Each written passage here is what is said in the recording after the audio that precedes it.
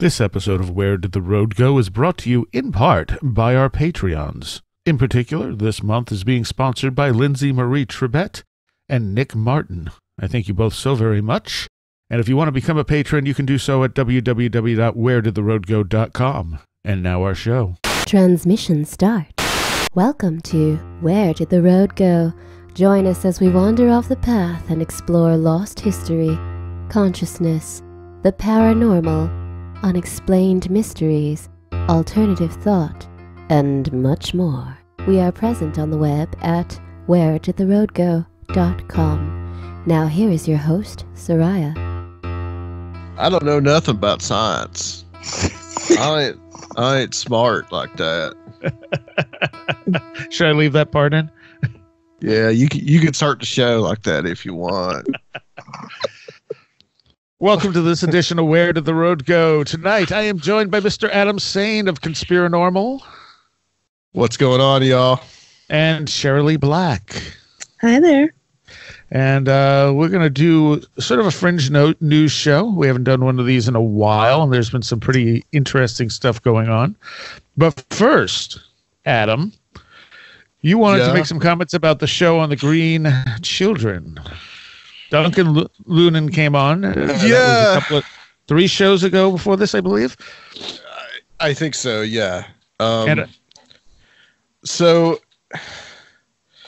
where to start, man? Well, I would start with the fact that even if you don't agree with his outcome, his research is invaluable because nobody has done that research. I agree with you. I definitely agree with you on that for sure. There have been some people that have come up with the idea or the thought that the Green Children, and if anybody doesn't know that, well, if they listen to that show, the Green Children were these supposed children that were found with green skin that said they came from some other kind of they almost described it as like an underground cavern or something. Well, from what he translated, it was a Twilight world. Yeah. So they were found. The boy died. The girl lived, and she apparently lived into adulthood. Yes. And I was following along, and I thought, this is interesting. This guy's maybe tying some things together, and then he just lost me. He lost me at the whole, what was he saying it was? It was like a space platform or something. Right, yeah. And they matter transmitter. Yeah, they were they were sent to this, I guess, quote unquote, Twilight world. And the reason everything was green was the way predators could see.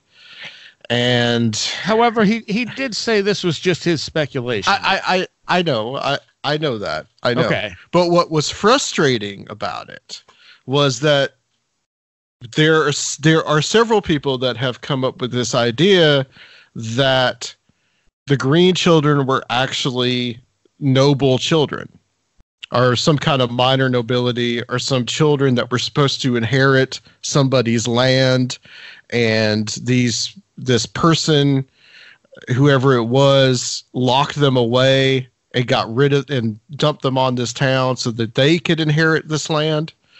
And so that's been a theory about the Green Children for a long time, that they were some kind of minor nobility.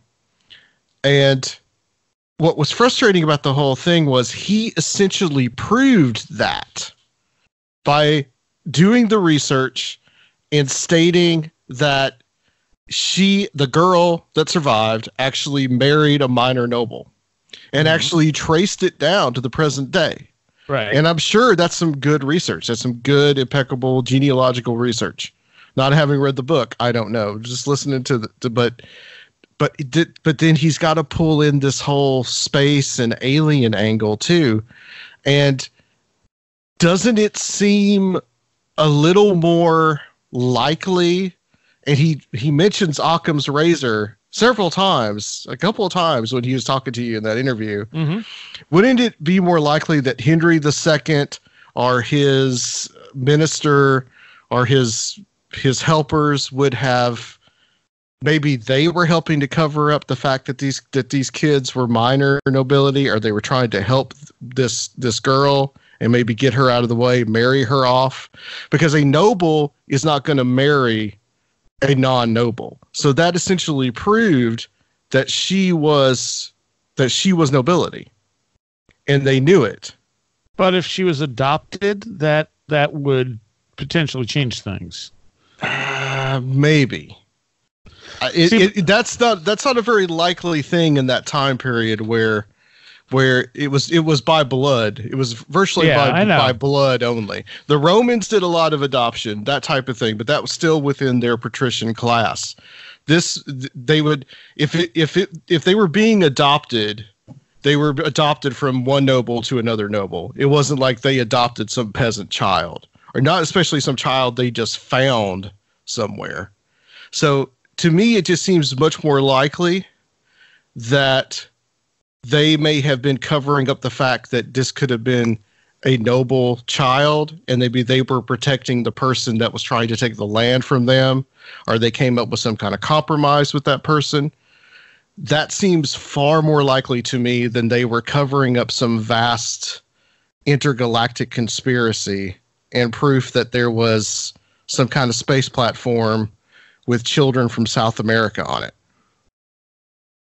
Okay. Just you know what I'm saying, Seriah? It's just like it's frustrating because he was on the right path, but then he just had to pull in some science fiction aspect. Well, he is a science fiction writer, first of all. So I mean, that's but the thing is, what you're describing doesn't actually explain all the data. It doesn't explain why they were green. It doesn't explain why they didn't speak English. It doesn't explain where they said they came from. Well, there's other writings that explain some of that stuff too. It's very possible that the children may have been confused, that they were looking. I mean, that they were looking. That they got lost in the woods. The green skin is unusual, but we're talking about a record that's like 1,000 years old. Mm-hmm. That's the problem. So we've just got it. Maybe and the skin color went away when they started eating regular food. Right, but there's nothing that will turn someone's skin green. Yeah, that's if you're just relying slowly on what the original source says. Again, you're dealing with 1,000-year-old source. Right, but they're the original sources, so it doesn't make. I don't think it makes a difference that it's 1,000 years. You know what I'm saying? Yeah, you know me, sir. I'm not looking for an extraterrestrial explanation. There's got to be. Neither am I. There's got to be a much better explanation. And you actually did a good job when you said, do you think it's an interdimensional thing? Sure. You know, like from fairyland. Oddly enough, I'm way more willing to believe something like that. But I think it's more than likely that these were kids that were kept somewhere from the time they were born, secluded by some noble that wanted to take they were the heirs to a land. They wanted to take their land. They got out somehow, or found some sympathy from somebody. Maybe they had some kind of disease. And the boy obviously died because maybe he was malnourished, and the girl was okay. I just think that's far more likely than that. And I think he was on the right path, and he found out a lot of stuff that other people had not found out to support the noble hypothesis. But he had to just put in the alien stuff, and it just right. Well, it was just frustrating to me. He was going by how they described where they lived, and the fact that, of course, he's a science fiction writer, so he's going to go that way. Vanessa Kindle had written me and said, as she put it, that guy's answer as to why he assumed ETs is absurd. The description of the children's method of transit would be making Joshua Cutchin jump up and down in his seat. It's right out of fairy lore. Drawn away by the sound of unearthly bells, then when you come to it, you're in a land very much unlike your own with no idea how you got there. That's another good point, too.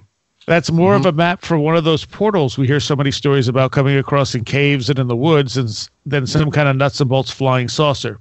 I mean, Timothy Renner has even had one of those experiences. One moment you know exactly where you are, and the next you're somewhere you can't explain how you got to.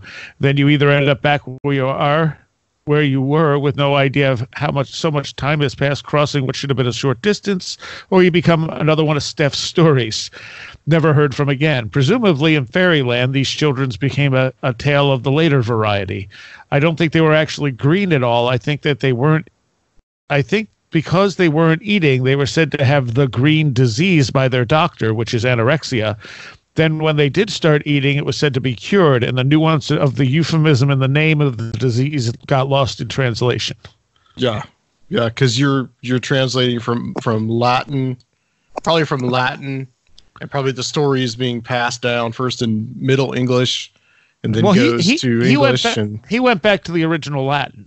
He did do that, yes. But we're also taking his word for what he read in the Latin. That is true. That's part of the problem. And I think that he just viewed it through his own paradigm. Yeah, and I think absolutely. I think that doesn't really. But my main criticism is him saying Occam's razor. Obviously, the most simple solution was that there was a space platform, and these kids from South America were on it, and then they got beamed back to the wrong place.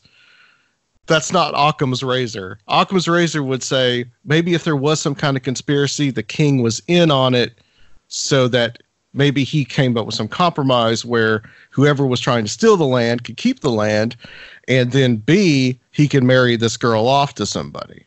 Mm-hmm. And then there was another point that he made that got me a little frustrated too. You can kind of imagine me just yelling at the radio. But he came up with this whole thing where he's talking about like something about Jerusalem and being some kind of map or some kind of portal or something or some kind of device, and he's saying, well, the guy, I guess that either it was him that married the girl or it was his father or someone else associated with it. This person was in Jerusalem. We got to remember, this is the 1100s. This is right in the time of the Crusades. Yeah. And people are going to Jerusalem either to fight in the Crusades or they're just going on a pilgrimage. And that's also, I'm like, no, that's not the reason he was there. The reason he was there was probably to go on some kind of pilgrimage or to fight in the Crusade. It's just like, there was this one thing that I heard one time.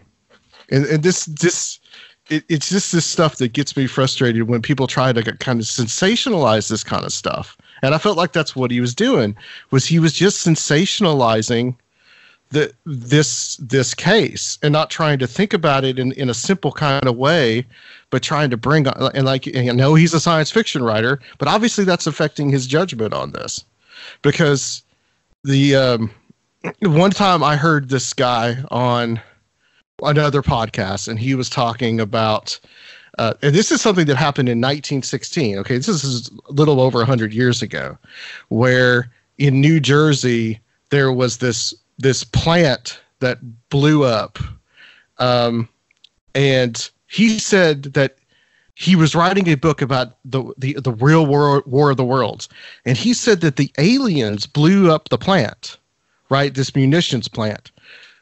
No, you can go back and look into. You can actually go back and find the source. It was German saboteurs that blew it up because they didn't want the United States to get into World War I.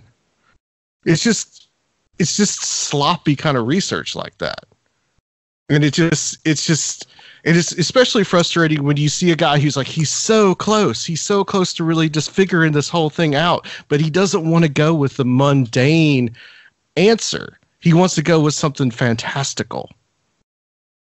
Okay, all right. Sorry, my soapbox. That is perfectly fine. I don't know if I agree. I don't know that he was trying to go that way. I think that's just how he was thinking about it. I don't agree with the extraterrestrial idea. However, I don't know that they were just simply royalty. I mean, but we don't know. There's no way for us to know. We may never fully know unless more information came to light. Yeah. Of course, all this stuff was out there and no one bothered to look until he did. Yeah, well, that's the thing, is that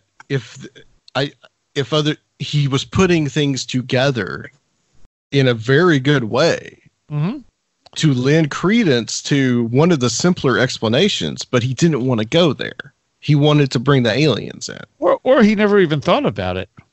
And that's possible. Seriah, that's possible too. Absolutely. I mean, because you got to think it's a paradigm thing. He's also looking at it, and reasonably, you have to explain all the data, and all of that data includes the green color, the lack of English, et cetera, and where they said they came from. So that all has to be included into the explanation in order for it to be a good explanation. You see what I'm saying? Yeah. So maybe that's why he skipped over any more mundane explanation, because he needed to explain some of the oddities to it. Yeah, and that's kind of the problem with putting stuff in a materialist paradigm, isn't it? Because when you're trying to put it into a materialist paradigm, you're coming up with even weirder stuff. I mean, like I say, so this lady that she wrote you about the whole fairy lore thing. Mm-hmm. Well, what if what really happened was you have this core of a story, okay, that happened in the 1100s. And over time, that story gets retold, and it just becomes this legend. Then maybe that gets combined with fairy lore, and it just all becomes this whole thing. So the story that you eventually get is something completely different. And so when he comes in and he's looking at it from this materialist kind of paradigm, not taking into account that the story may have changed over the years. And so he comes up with this whole idea. I mean, that's part of this is exactly what the ancient aliens people do, right? That they want to put everything in this materialist paradigm, and they want to throw out mythology, they want to throw out religion, they want to throw out spirituality. I mean, this is the same kind of thing. And that's why, and I know you know this, like the interdimensional and the spiritual aspects to this are much more appealing to me.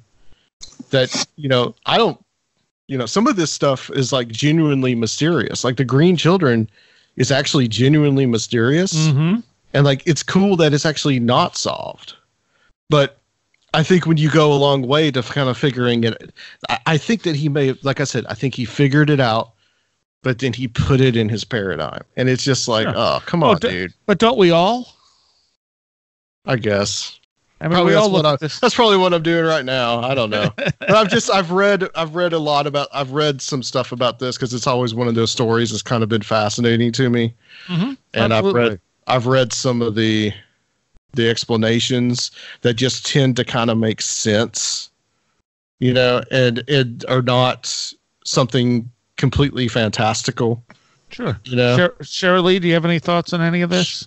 I was just curious, don't certain types of anemia turn your skin green? I don't know if they actually turn your skin green. I think that's a myth. No, I looked at that. Oh, did you? Okay. Yeah, actually, I had a friend who had some issues, and her skin would actually go quite green in certain places. Okay, because that's what Vanessa meant when she said they used to call it the green disease. But for some reason, I thought somebody said that they didn't actually turn green. It might have even been Duncan, actually. No, I'm actually just I had looked that up after the show, and it's a specific type of anemia. Yeah, that'll give a green cast to your skin. And all throughout history, there were plenty of cases of the exact same thing happening, where feral children were found like that. That wasn't such an unusual thing in the Middle Ages and the early modern period. If you've ever heard of Kaspar Hauser, that vaguely rings a bell. Kaspar Hauser was a young man because I think by the time he just shows up in this German village one day. This is in like the 1820s. He shows up in this German village, and he has this note on him that says basically, he was born here in this. His father was a soldier. I can't take care of him anymore. You guys take care of him. There's a great Werner Herzog film about this called The Enigma of Kaspar Hauser.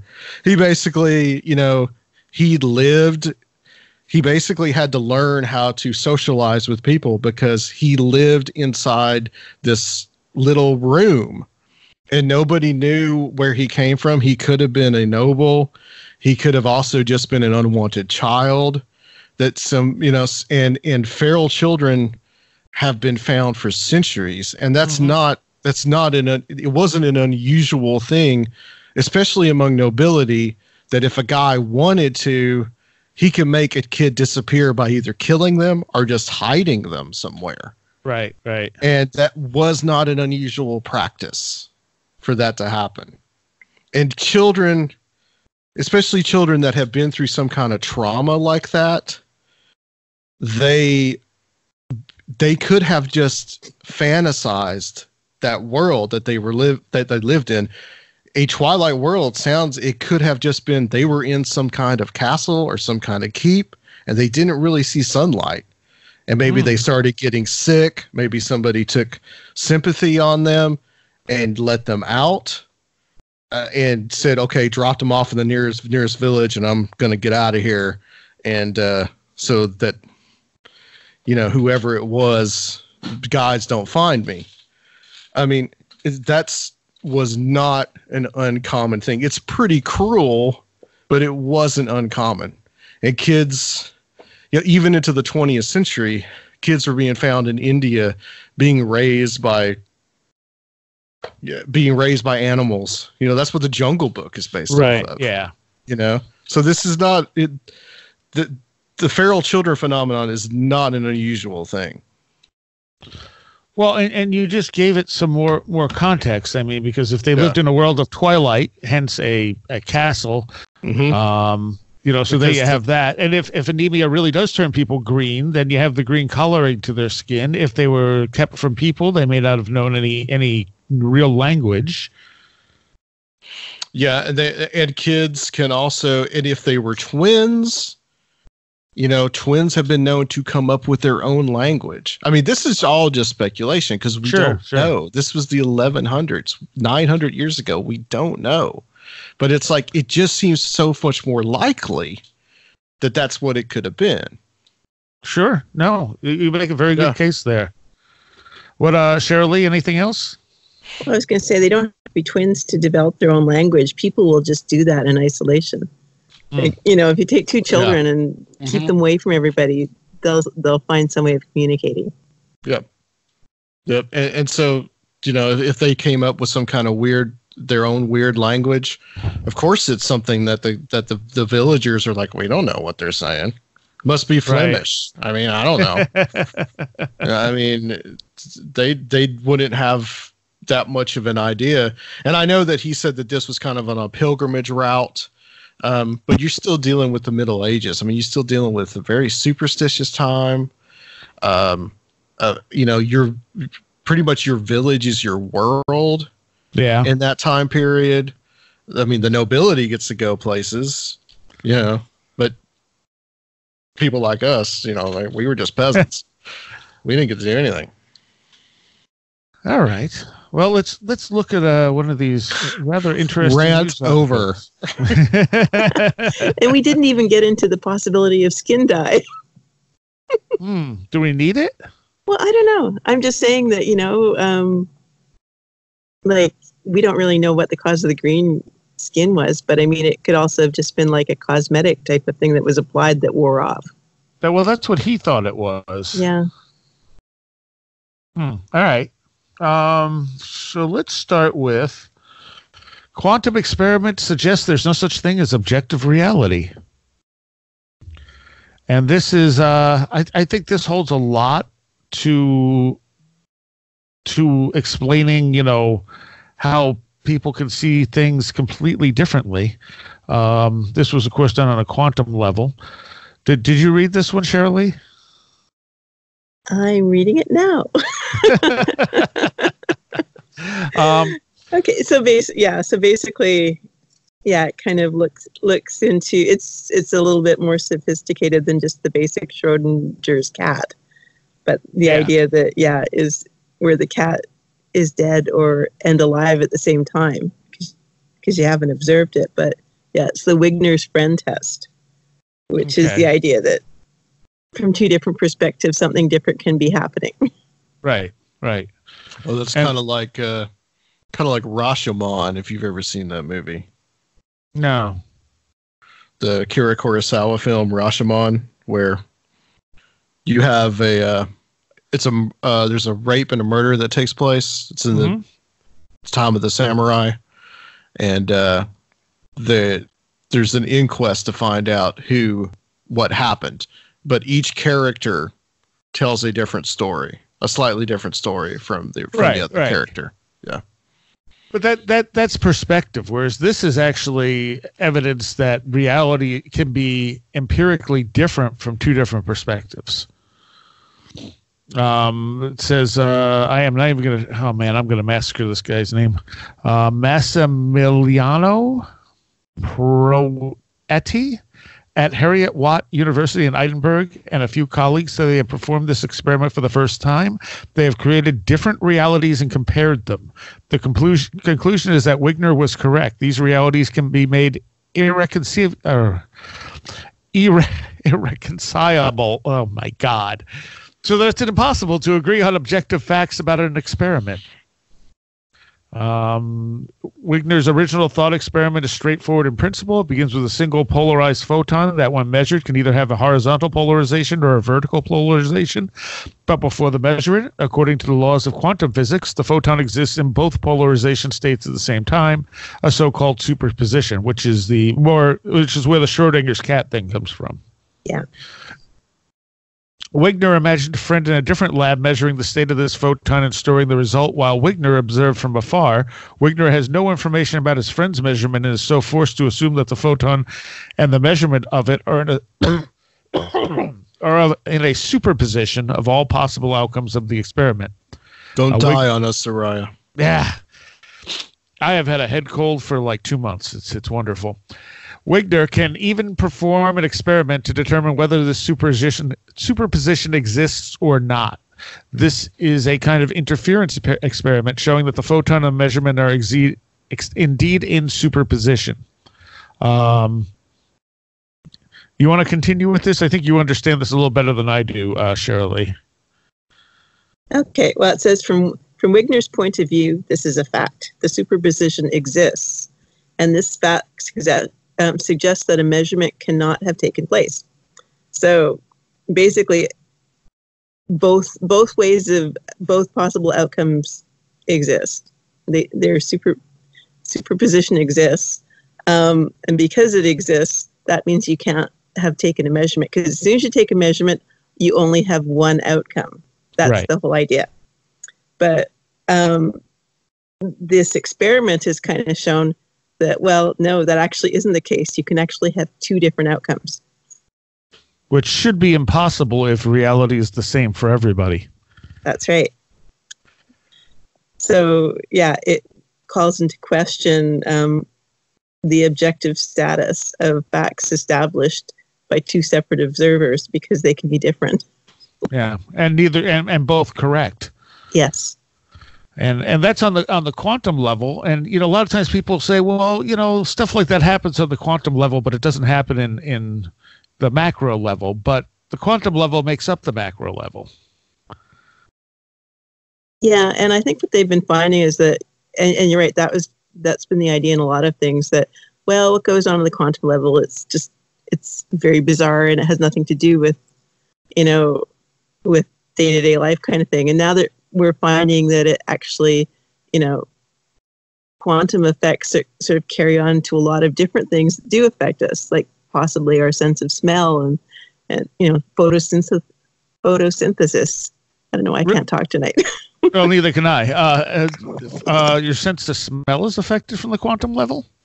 Apparently, yeah. I read an article a while back that suggested that could be the case. So, I mean, there are effects. We don't necessarily relate them to being, to the quantum level, but some of the mechanisms seem to be that way.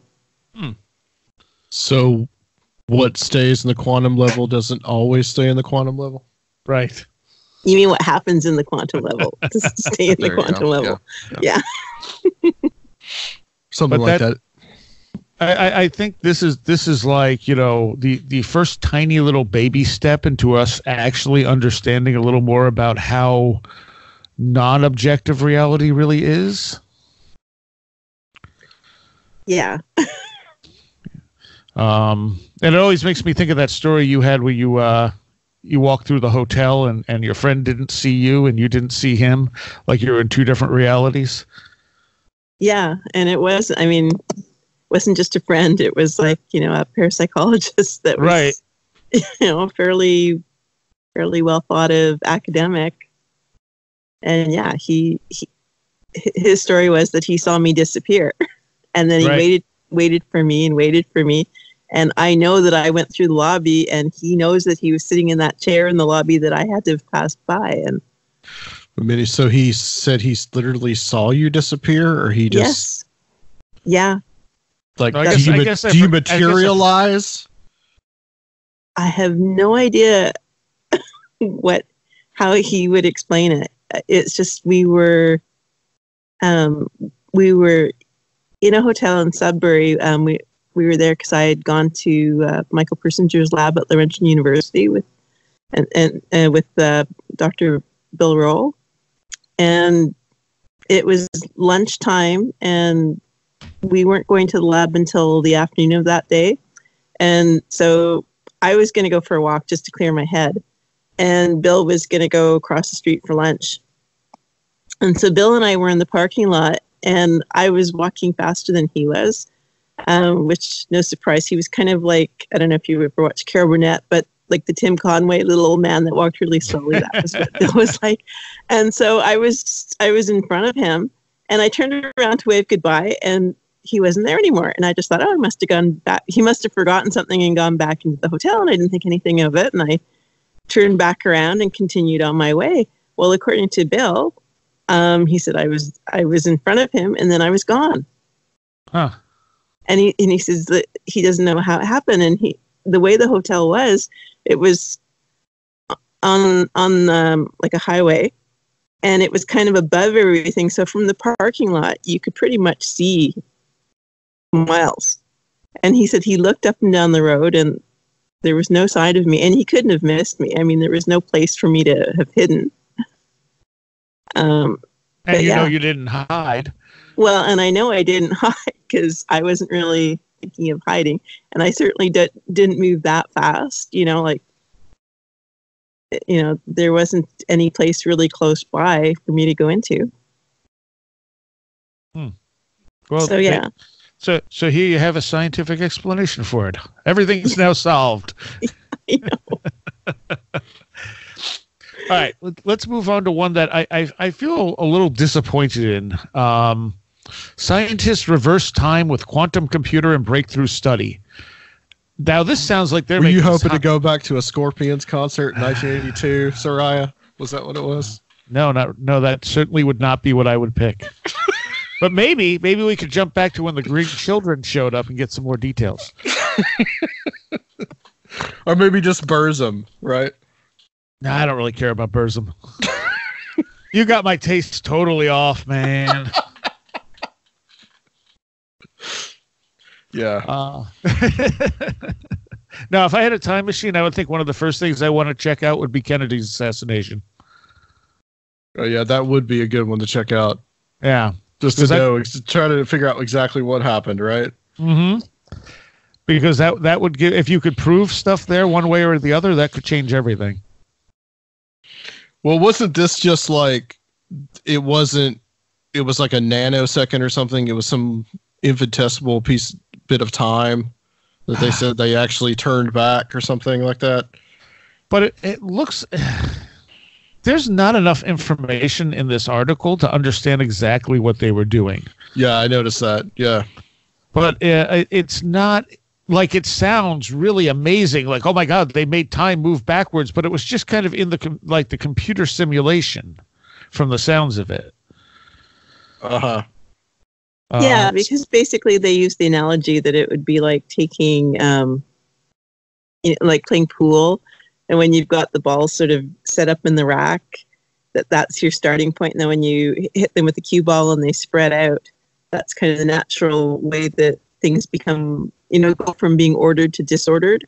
Yeah. And that all they did was basically put the balls back in the rack.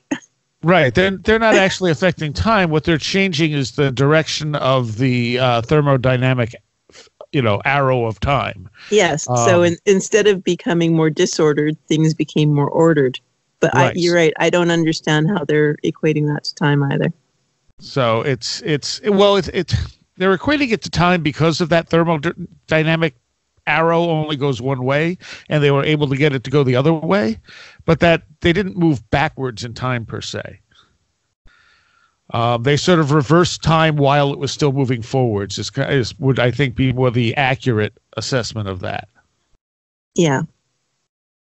But it's a great headline. It makes it sounds awesome, and then you read the article and you're like, that's it. That's all you got, Yeah, and it has the picture of the time dial from the DeLorean and Back to the Future. Yeah. I mean, maybe it will someday, but it doesn't. Like I said, it's not so much that they reverse time; they reverse the way, order to disorder and vice versa. Well, isn't it? Well, you probably would know this, Cherylee. Isn't it impossible to actually go into the past? Isn't that, by physics as we understand it now, isn't it impossible to do that? I don't know that I would say that. Because, I mean, time, what is time? I mean, we have our perceptions. That's the first question. Yeah, right. I mean, we have our perceptions of time as kind of a linear thing that goes forward. But, then there's ideas that does time really exist at all? Mm-hmm. Or is it just a perceptual thing? So, yeah, you can't. So I don't know if you can say we can't go back, because, I mean, certainly there have been experiments that show retrocausation happening. Right. So is precognition really something coming back in time, or is it us seeing the future? Yeah. And is that thing coming back in time to change something that didn't happen or did happen the first time? Or is it always now and it doesn't really matter? Right. And it could be that, I think it was Seth that said that the brain is kind of the filter that makes time happen, that time moves at the speed that our brain can process data, but the data is already there in every direction. It's just that it puts it in order. Yeah. So maybe consciousness can travel back in time quite easily if we knew how to do it. Yeah, good old Seth. Exactly. Hey, you just found a Seth Speaks book, didn't you? Found several of them actually at that bookstore. Yeah. Did you buy it? No, I didn't buy it. I probably should have bought it. I probably could later on or something. I did get a book about a guide to little people, but yeah. All right. So let's move on to this. Mental health concerns, not brain disorders, say researchers. And this is from the latest issue of the journal Behavior and Brain Sciences. It says it features several prominent researchers arguing that mental health concerns are not brain disorders. And this goes down to the idea that whatever's going on with somebody, whatever psychological issues they have, are really just physical issues in the brain. But there's no actual evidence to this. The researchers present a thought experiment that ably delineates just how poorly the idea of brain disorders has fared. Imagine a world in which biological reductionism had succeeded. The neurobiology of mental disorders is understood, and treatments are tailored to that biology and have a high success rate. And now imagine that in this that in this world, researchers read a peer-reviewed article in a high-profile journal arguing that brain disorders do not exist. In that world, we can only imagine that researchers would muster piles of scientific evidence to show that brain changes are responsible for mental health concerns. Every commentary would simply point to numerous studies demonstrating that point. There would be no debate. Instead, the response to this argument, no commenter is able to point to such evidence, and most do not even bother to try to produce evidence. Yeah, I'm gonna jump in here with something that I learned when I was at Laurentian University. Okay. And it was at a time when I was kind of thinking that there had to be something wrong with me because I was having unusual experiences. So, oh, right. Yeah. So it meant there was something wrong with me and I wanted them to fix me. And so I went to the university and they did lots of tests. And, at the last evening I was there, they had a sort of a big scientific meeting where everybody presented their graphs and the research from what had been done. And so they were going on and on about, the differences in my brain function compared to other people's. And I asked Dr. Persinger, I said, because I was convinced that I must be ill. And I said, well, how does my brain compare to that of a schizophrenic's? And he looked at me and he said, a schizophrenic person wouldn't. Whereas we can tell you from somebody who's perfectly normal for these tests. Really? Yeah. And I said, so you mean a schizophrenic is more normal than I am? And they said, yeah, because there's really no, there's really no physical way to tell. It's that what you're doing is you're using your brain differently. It's not that your brain is actually. So the brain is the same. It's just that yours lights up differently than other people's would. Yeah. Yeah. That's, so, and again, there's so much evidence now that people can change their brains by doing things like meditation. Mm-hmm. Oh yeah. And even biofeedback. Yes. So you can affect what's there. So when they're saying, how do you know if being sick made your brain a certain way or whether you made your brain a certain way, or your brain is just reacting to you having a sickness from something else? Like, it's hard to know what's causation and what's, Yeah. Yeah. And that's one of the things they say in this article. It's hard to know what's the cause and what's the result. Yeah. So if, they could identify symptoms of depression, for example, but are those symptoms being caused by the brain or are the effects on the brain being caused by the depression?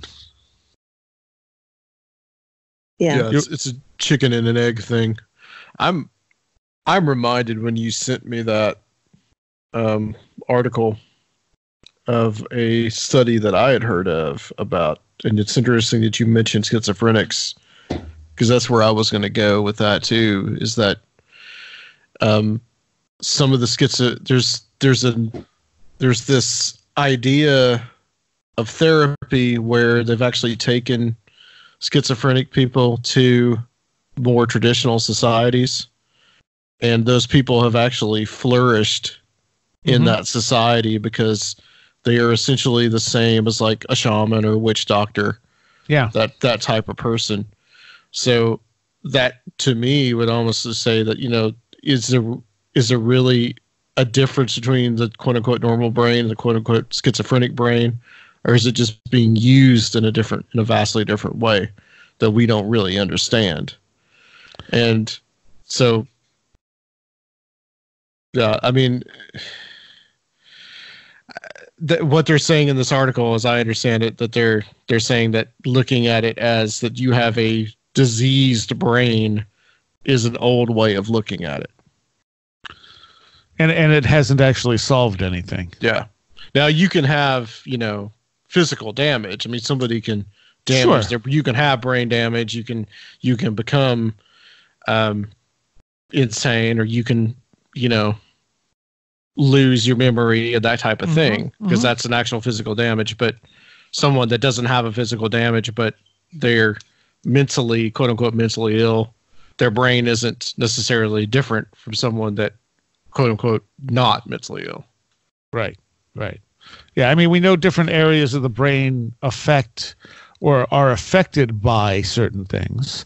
I think part of the problem with reductionism is that they look at the brain as the causation of the things rather than the things causing the activity in the brain. They think everything starts in the brain and then moves outward rather than the brain responding to things. Yes. I've also heard that they're using techniques with schizophrenia where they have the people actually converse with the voices and such they're hearing, and that is turning out to be a very fruitful approach in some cases, which makes you wonder if whatever is causing the voices, whatever part of themselves is sort of unreconciled there that's causing them to hear these voices, is that the voices are taking on a negative approach because it's so shunned by society, Yeah. Well, and I think that's part of that experiment, or when they were bringing the people to traditional society, that those people are respected, and then whatever they are communicating with, if it is something they're communicating with, or if it just is a voice in their head, it becomes much more positive in nature to that person. Because then they see that, I have a function, whereas in the society I come from, I don't have a function anymore. Yeah. So it's really just how you're interpreting the voices in your head. Yeah. Right. Yeah. And in our society, it's sickness if you vary from the norm. Right. So, all right. Not to say that schizophrenia isn't real. Oh no, it's certainly real. And someone, could, they're definitely, those people are, they're definitely suffering from something. It's not, that's kind of I think this whole idea of like the voices are could actually be something that they are actually communicating with. I mean, that's kind of a fine line. I don't think the psychiatrist or psychologist would look too friendly on that, Well, I would think the most likely scenario is that their brain is processing things differently, and so that different parts of their consciousness are communicating to them as voices rather than just, like most people think. It's actually taking a different method of communication with, someone's communicating with themselves differently. And when you start shutting out those voices and trying to make them go away, I think that's when you start getting the anger going back and forth because, you're potentially shutting off part of yourself. Yeah, it's like a vicious cycle. Yeah, it's like repression. Anything you try to repress is not going to be a healthy, positive thing when you're repressing it. Right. Well, I was going to say there also has to be, like, you need to kind of separate two things out. Like if part of what's going on could be psychic, anomalous cognition, psychic ability, and then there's mental illness, and they're two separate things, and they can happen together or they can happen separately. Somebody could be healthy and having a psychic episode, and that's okay. And somebody could be mentally ill, which needs treatment and help. And then you could have somebody who's mentally ill who needs treatment and help, who's also having psychic episodes, and so they're two separate things. And I think people, kind of think they're the same thing, and they're not. Yeah, definitely. But I mean, this is hopeful when you see that more mental health people are starting to realize that the reductionist method doesn't work, and that they're actually trying to, instead of looking at it as a disease, they're looking at it as, well, what's going on? Let's talk to the person. Let's, like it says, the criteria for depression, feelings of excessive or inappropriate guilt, requires the clinician to contextually examine the source of the guilt and decide whether it's inappropriate given the context of the guilty feelings. As opposed to saying, well, there's something wrong with their brain. What can we do? Yeah, and like I said, things like meditation can actually change. Like, you can change your own brain. Yeah. And for anyone who hasn't followed your history, you've had 3 near-death experiences, which is why your brain behaves so strangely. Yeah. And I forget, I know I've asked you this before, was it mostly after the first one, second one, or third one, or was it pretty much just a buildup of weirdness? There was kind of like an increase after the near-death experiences, and then it would kind of level out and almost decline for a bit, and then I would have another, like after the car accident, that really... Yeah, I'm sure. That really changed me quite a lot. And so, yeah, I think there's been a cumulative effect, but it's also been where you get that effect and it would kind of, level off and decrease a little bit because that wasn't your main focus anymore. And then something would happen and it would all come back again. Right. But at this point, you have stuff pretty much happen constantly, don't you? Even now, there are times when, there are ebbs and flows in the experiences. It's not like every single moment of every single day. And it's not like, 5 times, a day or 10 times a day or once a day. Sometimes it doesn't happen at all. It's not consistent. And I think it's just natural ebbs and flows in your life, depending on what you're focused on. And of course, emotions are going to set that off too. Absolutely. And who you're connecting with and what's going on in your life. Yep. But don't you always have the electrical issues? Pretty much, although they very much are emotionally based. Oh, I'm sure. Yeah. All right. Cells from a 28,000-year-old woolly mammoth have been revived. And of course, this also sounds far more impressive than it actually is. You don't think they're being too sensational on there? just a touch. A university in Japan recently extracted nuclei from a preserved woolly mammoth carcass and planted them into the egg cells of a mice and watched as the bits from the extinct beast became reanimated. It's not quite what the headline suggests, but it's one of those baby steps toward potentially being able to recreate a woolly mammoth. But it's a very, very small step. They didn't think the cell would actually show any signs of life whatsoever, being 28,000 years old, but it has been on ice.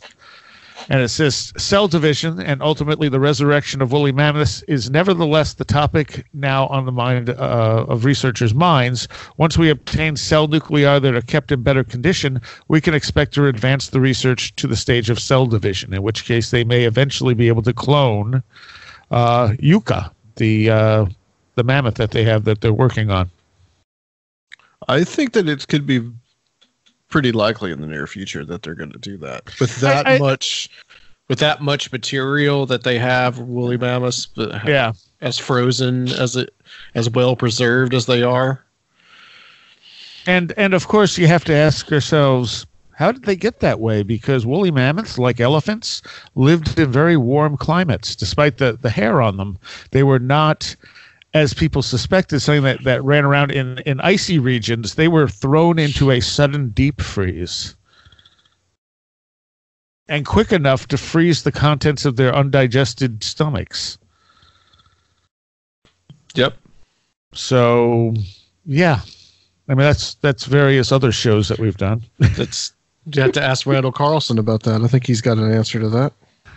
I think a few people have answers. It's just a matter of who's right. Yeah. I know Whitley Strieber went with the idea of a superstorm that brought down the ice cold from space. Randall has what was Randall's is the comet impact. How does he explain the mammoths?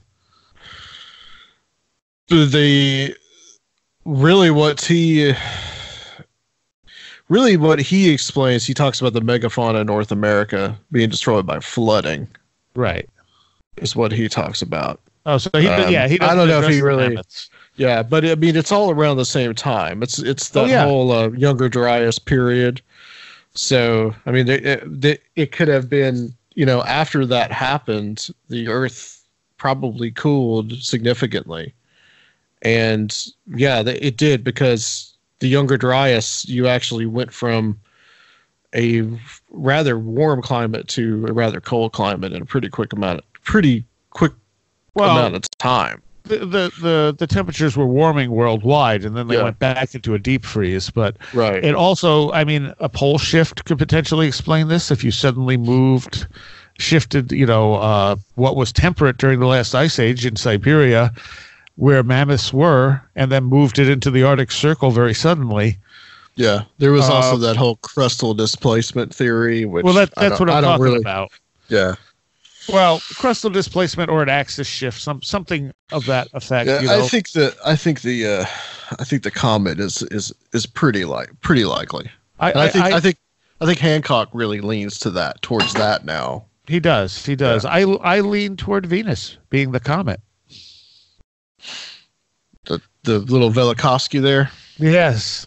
I think that Velikovsky, I don't think, put the timing down quite right. I think that it was something that probably happened at the end of the last ice age. The comet that caused the Younger Dryas may have been part of the whole body that surrounded Venus. And Venus may have moved close enough to Earth to actually shift the axis. Venus would be a pretty big comet. Yes. Well, it's described as a comet in all the old literature.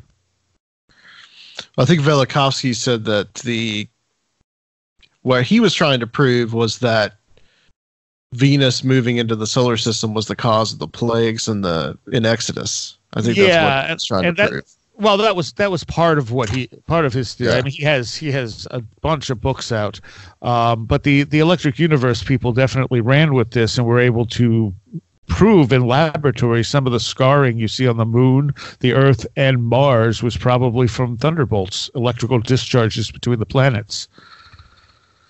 It's because it's recreatable. That's the thing. You can create it on a small scale and it scales up. So that's one of the things that fascinates me about that theory. It is something you can test. You look at Mars and you see the exact type of stuff they can recreate in the laboratory that they can't explain with conventional science. All the sort of basically electrical scarring you see on Mars, which they initially thought were rivers, but rivers don't run like you're seeing on Mars, but electricity does. There's some good videos on YouTube if you look up the Thunderbolts project. Cherylee, any thoughts? I'm just not familiar with that stuff. Okay. Not even the mammoths? Oh, well, the mammoths. I mean, yeah, there's various things about. I mean, as far as a comet goes, that would kick up a lot of dust into the atmosphere, and you get the snowball Earth effect. Right. Nuclear winter, basically. Yeah, kind of. I mean, there's still every so often that snowball Earth thing comes back. Like, it's a theory that has a lot of popularity. Oh wait, what's the snowball Earth thing again? Well, that once that every so often you can get this kind of it's almost like you hit a tipping point where everything happens, and kind of the opposite of the global warming thing, where you get the global cooling, and of course it's part of a natural cycle. Yeah, and that can happen really quickly and drop temperatures over the Earth quite a lot, fairly fast. Yeah, it was a really popular idea back in the 70s. I've heard the term, and I just completely forgot what it was. All right, one more here. Artificial intelligence study of human genome finds unknown human ancestor.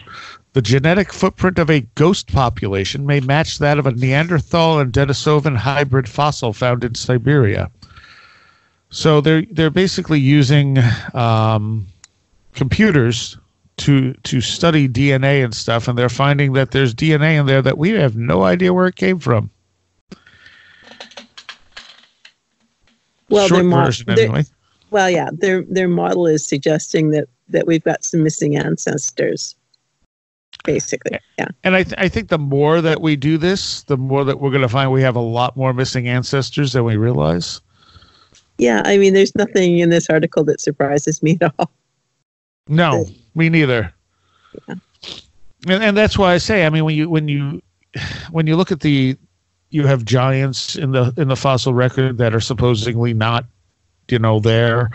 I don't know why that's such a stretch for people when we keep finding more and more different offsprings from, who we are and who we've bred with. Yeah, no, absolutely. Like I said, it doesn't surprise me at all now. I mean, the models could be wrong, or they could be much too simplified. Yeah. Because I think they're kind of suggesting one particular, like there's one missing ancestor, but it could turn out to be even more than that. So. Yeah, and I think it will. I think this is just the tip of the iceberg. I mean, just in the last 10 to 20 years, we've added a ton of different stuff. I mean, Denisovans aren't particularly an old finding. I forget exactly when they found the Denisovans. It's pretty recent. Yeah, and you got the hobbits that they found, and that was in the last 10 years. Yeah, that's very recent.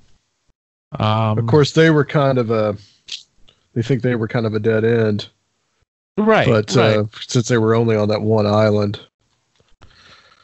But you got pygmies in Africa. Yeah, they weren't quite as short as the hobbits though. Right. But I'm saying, like, you have that variation from small to large. And and even I talked with Heather Lynn about some of the elongated skulls.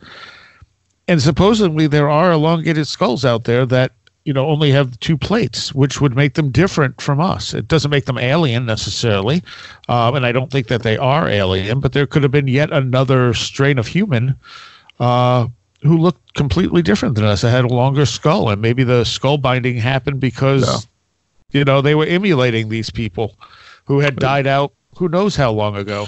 Yeah, I think that's entirely possible. There's been so many different types of the genus Homo that we've, like you said, we're just now discovering how diverse it was. And it could be really anything in our DNA. I mean, if you think about all the kind of stories, I mean, we talking about the fairies and the little people and all that. I mean, some of that stuff is a genetic memory. It very well could be. To something that we encountered in the past.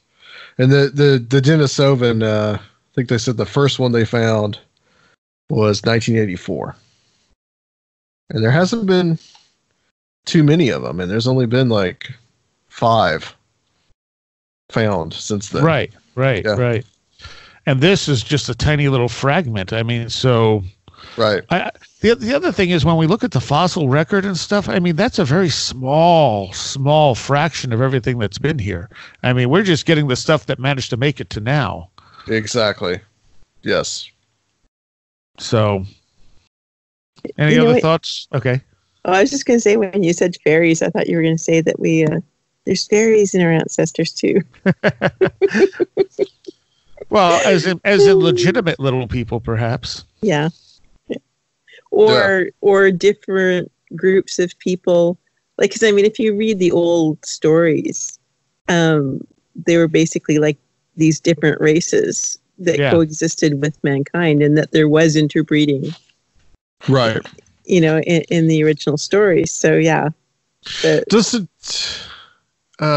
what's his name? The guy who does all the stuff about Göbekli Tepe, the English guy. Andrew Collins. Yeah, doesn't he talk about the Neanderthals and some association to that? Doesn't he have... Yes. I remember hearing some interview that you did with him, and it was real interesting.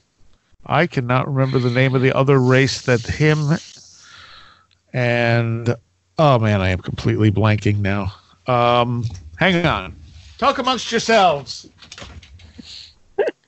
He's going to go listen to metal. He's laughing. I'm grabbing his book.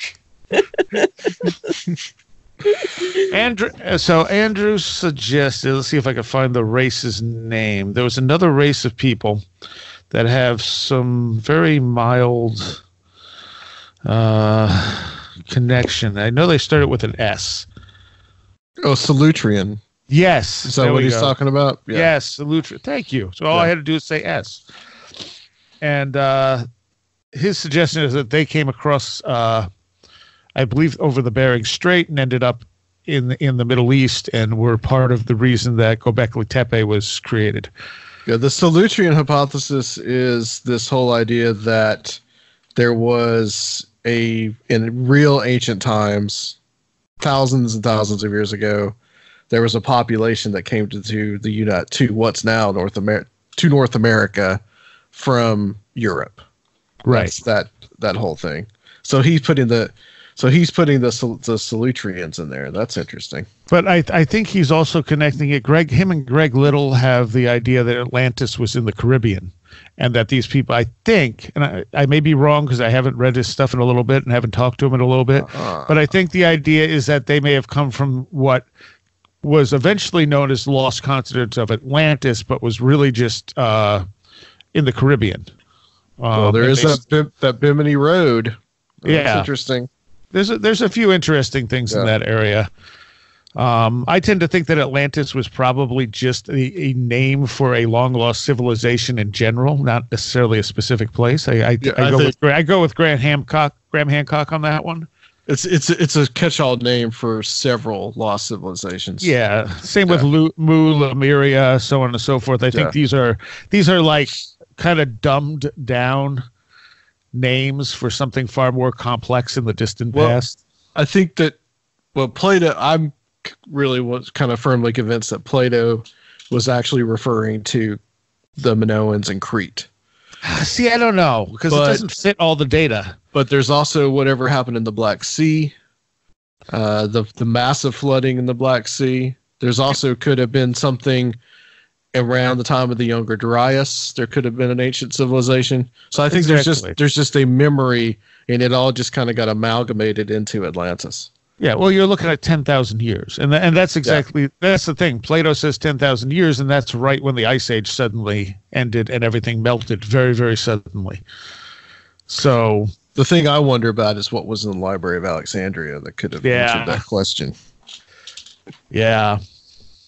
Again, if we had a time machine, that might be step number 2. We might be able to go a nanosecond into the past. Let's go back to ancient Egypt and can we just look at like a time lapse of ancient Egypt over the hundreds of years? And then we'll hit the 1982 Saxon concert. How about that? You really got my taste wrong. Oh, you like it. You know you do. I like a handful of Saxon songs, yes.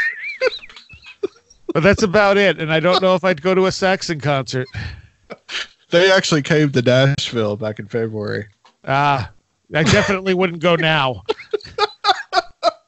And it's not even that they're bad. They're just not my thing. They're too straightforward for me.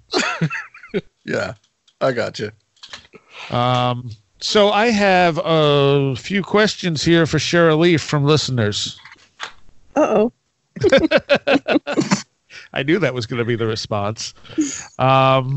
So the first obvious one, which you may or may not want to answer, is when is your book coming out? And if it's already out, where can I find it? Yeah, see, I have blocked off a week of time in April that I can work on this book and get it out. Okay. Yeah. So it will be coming hopefully soon. Yes. All right.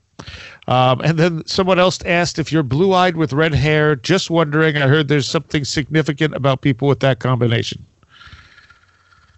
I have blue eyes and gray hair these days. Was it red? Reddish. Okay. Well, there you go. I would say dark auburn, but and then someone had a question. Charles had a question about astral projection. He said that you have mentioned that you often pop out of your body. I was curious if she has tried any tethering methods to stop the popping. I'm sure she's encountered the term, even if I don't remember hearing her talk about it in the interview. If I don't want to go astral, tethering is the first thing I set up. There was a point where I had to do it during the day. I'd been practicing improving my skills with astral projection and found that I would start popping out of myself. I have misplaced my source for that, and I think it was Edward Casey or Thomas Campbell or probably some book I no longer have. I have not heard of tethering. Clearly, I don't read enough of the esoteric literature. I mean, I've read a lot of parapsychology. I don't read a lot of the other stuff. It's right. Parapsychology doesn't tell you how to do that stuff, I guess. That's fair enough. I mean, because the parapsychology is trying to understand what's happening. Yeah. And I mean, as much as they're looking at things, about consciousness and stuff, really, they're very reductive. Well, yeah. Yeah. And that seems to be one of the problems with it too, isn't it? Yeah, it really is. Now I know a lot of parapsychologists, their personal feelings about how reality probably aren't so reductive, but in terms of how you get science published, they kind of follow the same rules that everyone else does, and I guess they should, because if you're going to be calling yourself scientists, if you're not going to follow the rules of science, then you got to name it something else. Fair enough. Fair enough. But are the rules of science helping us advance this stuff? In some ways, I think they are, but in other ways, I think we need to look at more areas. Like, it has to be an interdisciplinary thing. Yeah. And that's not a dirty word. I mean, if you look it's become a dirty word. Yeah, but like if you look at, say, most environmental studies have to be interdisciplinary, because I mean, all the different little sciences that would go into, say, studying the environmental health of a ecosystem or a lake or something. You need botanists and geologists and chemists and biologists, fish management people. I mean, there's just lots and lots of different little areas, because everybody studies things to such a fine point. They don't really have a wide viewfinder, and that's just how science has become. So, yeah, in order to do a lot of work, they have to be interdisciplinary studies. So, I know that and I mean, and of course, for that kind of thing, it would be just interdisciplinary, but mostly kind of scientific methods being used. But you can certainly open things up, like to, like the soft sciences will look, anthropology will look at, folklore. And, you need, the humanities do have a purpose. I'm convinced of that now. I didn't used to think so. Which is kind of funny for me, because my first degree was in fine arts. So certainly I have a good understanding of that side of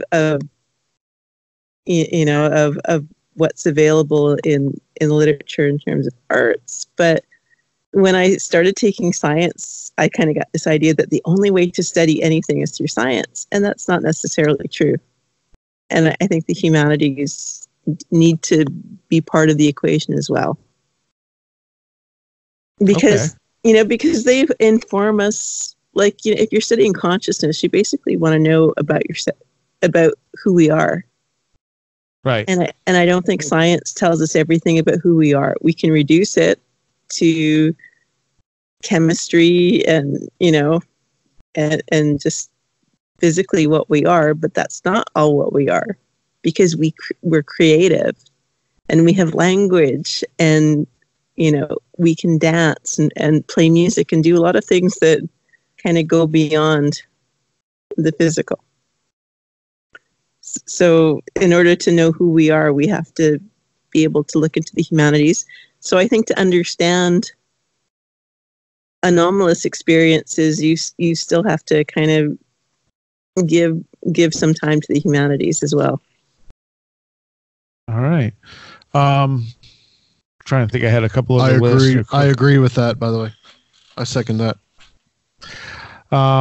Someone had actually asked me about Kundalini hallucinations, and what has the show has now been going long enough that some of the stuff we talked about early on in the history of the show, like some of my personal experiences, people who are now listening to the show I go over them real quick, like, oh yeah, like the hallucinations, from Kundalini, and then I don't elaborate because I forget not everyone's gone back 4 years to listen to when we first talked about all this stuff, which is actually how I met you, Cherylee.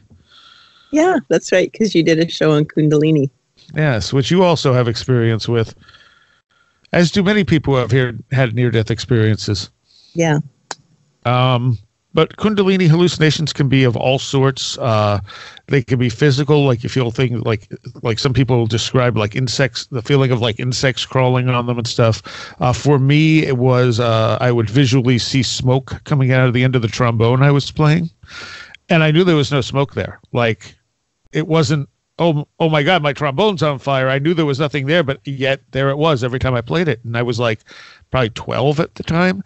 And I'd yell for my mom to come in the room and I'd play the trombone and it wouldn't happen. And I'd be like, I don't understand. Then she'd leave the room and I'd start seeing smoke come out of the end of the trombone again.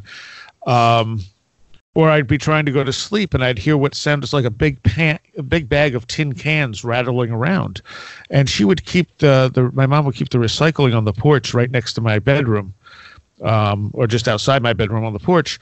And so when this first started happening, I'm like, oh, the wind must be blowing the bag around or something, and shaking the bag. And I finally, I had my mom come in and I said, I keep hearing the recycling. And she goes, there is no recycling. There's nothing outside. And these are all common things with Kundalini awakening. I don't know if you've had any of them, Cherylee. I've had the weird feeling in the back. Oh yeah, like something is like rippling up your back. Yeah, that. That was really very noticeable. That was a big one for me. To me, that literally feels sometimes like a snake moving up your back. Yeah, it does. I hate that. I hate that when I'm trying to go to sleep and it starts doing it. Yeah, for me, for a while there, it wasn't just when I was trying to go to sleep or relaxing. It was just happening at really inconvenient times. I've found that for the most part, my Kundalini has happened, like the outbursts of it have happened at fairly convenient times. I hope I'm not jinxing myself here. But like I'm not in the middle of, fixing someone's computer and suddenly have a massive outburst of Kundalini. It'll be like when I'm at home, not doing anything that's going to blow up when I'm touching it. You know what I mean? Yeah. See, no, I haven't been that lucky. Yeah. Have you ever heard clicking sounds with that, Seriah? Don't think so. Not that I can remember. No. Cherylee? Tapping sounds. Okay. Interesting. I've had knocking on my walls and stuff, but that's, Yeah, and that's that's so common to anyone with experiences. That's like one of the most common experiences. Yeah. Yeah. So, and a few other people have written me about Kundalini. I still have to get back to. I'm just really overwhelmed in messages at this point. And we got a ton of stories we're going to get to. So people can continue, and people can, if you have a question, shoot them along to me. Contact at wheredidtheroadgo.com is really the best place. And if I don't answer you in a week or so, message me again, because I don't tend to ignore people. It's possible I don't have an answer for you, but it's also just as possible I read it, went, I got to answer that person, and then completely forgot all about it. And if you have a story you want to share that we'll talk about on the air, or if you want to come on and share some of your experiences, stories at wheredidtheroadgo.com. So, I don't know if there was anything else Kundalini related. I tend to get a lot of questions about Kundalini, and I feel like I should do another show on it. So maybe I'll do that at some point. I feel like there's a lot of people out there who have Kundalini experiences and they don't have the context for it, because our culture really has nothing to put it in, no box for it. Yeah, I had no idea that that's what that there was a name for it when I first had the experiences. Yeah, I didn't know for 8 years, 9 years from the time it started. honestly, until I really heard you talking about it on the show. I mean, I knew the word Kundalini, but I didn't really know what it was. Well, yeah. I think people know the word now because there's Kundalini Yoga, and they advertise Kundalini Yoga. Right. That's not the same as a sudden awakening. And when it started with me, I mean, that was in the 80s. There was no internet. There was no Kundalini Yoga was not a thing that you heard about. Chakras a little bit. I don't remember when chakras really came into the picture. They've come and gone, I think. Yeah. I think if you look at older stuff, it's funny if you look at things from the 70s, I think a lot of this was out there in the 70s. Yeah, yeah.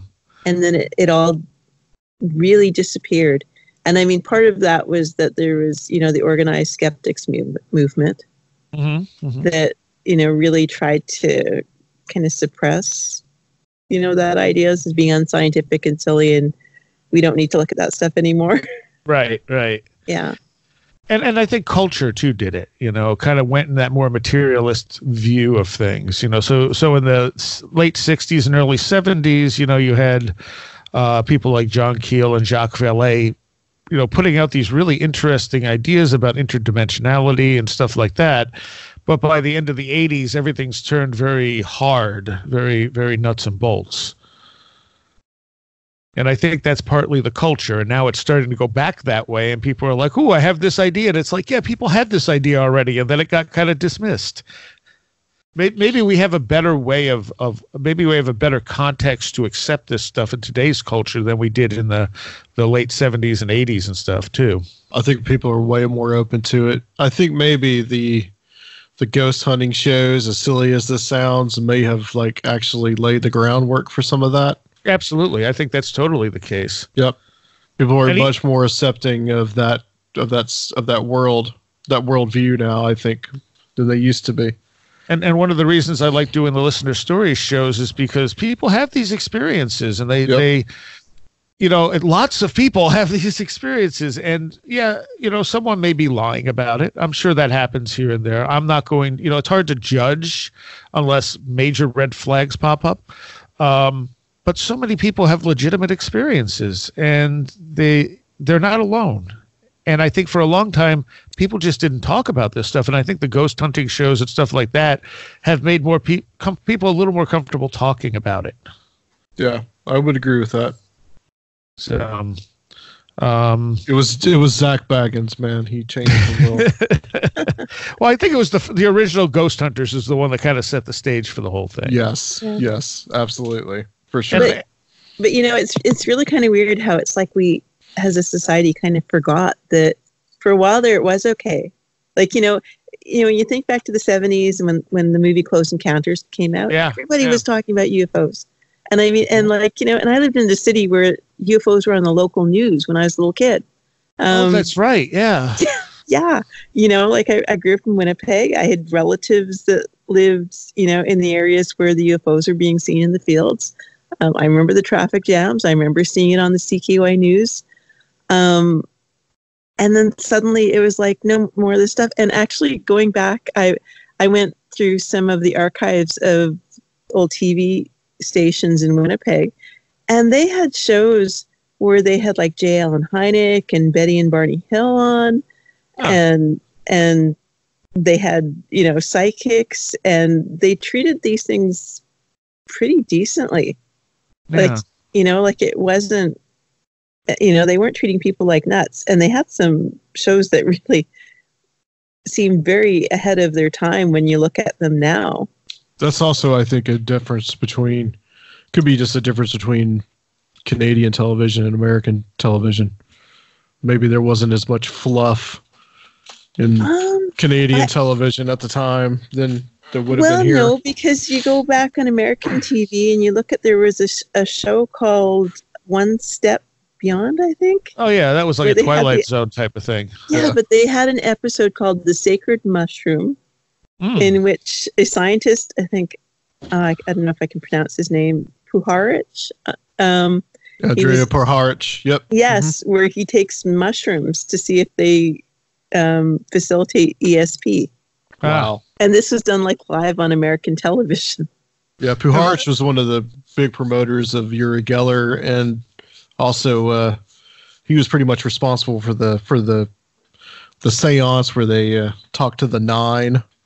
Ah, okay. Yeah. I don't think it was One Step Beyond, though, because I think One Step Beyond, I think, was more of a fiction thing, like the Twilight Zone sort of. Most of the episodes were, but they did. Oh, okay. And apparently this one episode, I mean, you can find it on YouTube, but at least you can until, the EU laws kick in. but this one episode was actually done documentary style. Huh. So and they filmed it. They went to South America and talked to the shamans and did. Wow. Yeah, I mean, this was all filmed live. I mean, he's getting stoned on live TV on mushrooms. Yeah. And on that note, we are just about out of time. So, Adam, where can people find you? Well, not getting stoned on mushrooms yet, but they can find me at www.conspiranormal.com, which I just got the site back up today, and conspiranormal.podomatic.com if you want to find the archives, which we got over 250 shows now. Nice. Very nice. And Cherylee is not available, but if you have questions for Cherylee, you can send them to contact@wheretheroadgo.com, and we'll either put her on the spot on the air like we did tonight, or I'll just forward them to her depending on what they are. Sounds good. Sounds All right. good. Thank you both. Thank you. Yep. Thank you. And a special shout out to our patrons pledging $10 or more: Allison Cook, Lindsay Marie Trebet, Nick Martin, Super Inframan, UFO Weekly News, Tim, Maria, Nate Seriah, Jennifer Campbell, Mike McGuire, American Rambler, Paul Buscini, Kevin, Chris Johnson, 36 Dingo, John Rutledge Foster, Eric Citron, Ben Crow, Janet Runyon, Andy McNamara, Sasha Lorg, Christopher Vaughn, Riker and Stark, Rogelio Gonzalez, Roland Belstadt, Robert Groom, Sean Cosgrove, Jose A., Craig Sisternos, Charles Beauregard, Matthias Sunby, Lindsey Jackson K., Alfred Tuttle, Kevin Schreck, Patricia Giaquinta, William Lovelace, Mark Brady, Chris, John Eddy, and Carla Mahoney. Thank you all so very much. You have been listening to Where Did the Road Go? This show is made possible in part from our Patreons, and we thank you and everyone listening for helping us continue this exploration of the strange. You can always find everything Where Did the Road Go related at www.wheredidtheroadgo.com. And thank you so much for your support.